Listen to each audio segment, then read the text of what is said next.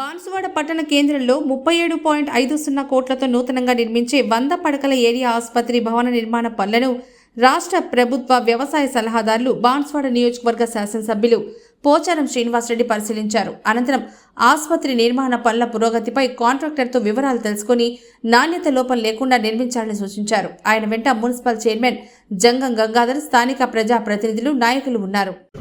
109 అయిపోయినాయి సార్. 109 అయినాయి. బ్యాలెన్స్ 88 ఉన్నాయి. లాస్ట్ టైం మీరు వచ్చినప్పుడు ఆ కాలాలు అవ్వలేదు సార్. కాలాలు లేపలే. క్యూరింగ్ మంచిగా చేస్తున్నా. క్యూరింగ్ అవుతాను. స్టీలు అంతా కరెక్ట్ కడుతున్నారా? ఏ స్టీల్ వాడుతున్నారు? ఇది శ్రీశ్యామ్ అవుతేనే గోదావరి మంచిగా స్టీల్.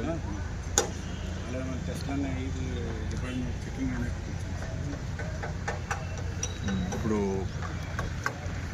సిమెంట్ ఏది వాడుతున్నారు? బిర్లా బిర్లా. ఏ గ్రేడు? 53. ఇప్పుడు శాండ్ ఇదే సార్ చించోలి నుంచి